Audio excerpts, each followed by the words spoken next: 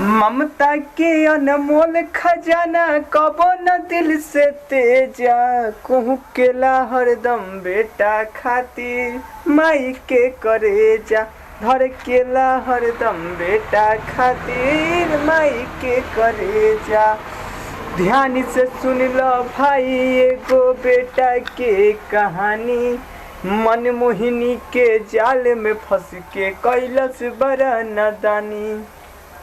आज हम जौन सुनावे जा रहल बनी भैया वो अपना माई से सुन ले बनी कि माई के दिल का होला आ बेटा के दिल का होला। कि ध्यान से सुन लो भाई एगो बेटा के कहानी, मन मोहिनी के जाल में फंस के कैलस बड़ा नादानी।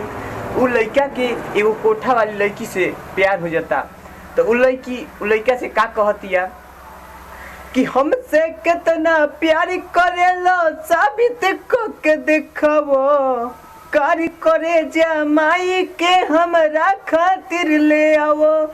उ लड़का का कहलस बस इतने बात, इतना ही कहलस कि उ कपूत चलते हलस घर जाल में फंस के जब घर पे कमी ना आइल, काहे तोहर मुँह झुराइल होखबा लाल भूखाइल। उ माई के ममता देखी दुआरी पर खड़ा होके ओकरा के खाए के जोहतारी। एने ओने के घूमल छोरो अपन देह सहेज कहूँ केला हरदम बेटा खातिर माई के करेजा। हर केला हरदम बेटा खातिर माई के करेजा। इतना पर भी उ कपूत बैठल माई के पंजरा, खाए लागल खाना माई हाँ के लगली अचरा। उ माई के ममता देखी घर में एगो दाना न रहे तो पड़ोसी से पैसा आटा लेके रोटी बनैली, घर में बिना ना रहे तो आचरा के हवा हाँ खा के खियली और अपने पानी पी के सुत गईली। तब उ लड़का का कैलस खींच के खंजर सीना में मरलस उ अपना माई के, कारी करे जा लेके चलल ना आइल दर्द कसाई के, कारी करे जा लेके चलल ना आइल दर्द कसाई के।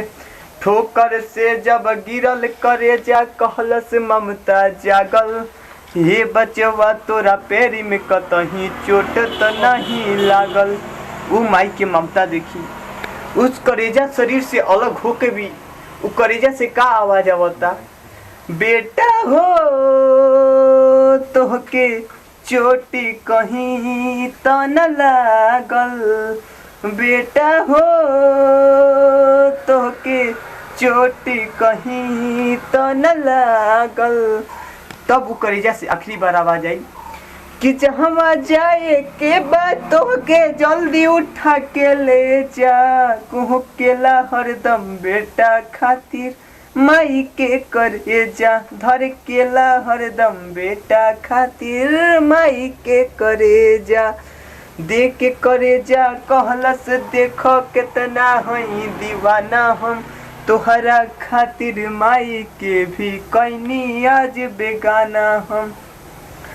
ठोकर मारी के कहलस उल्टा कैसन बड़ा लाल हो, अवती के भूख में पड़ के तू माई के कैल हलाल हो। आज तलक ना देखनी तोहरा जैसन पुत्र कसाई के, हमारी का होखबा पापी जब ना भइल अपना माई के।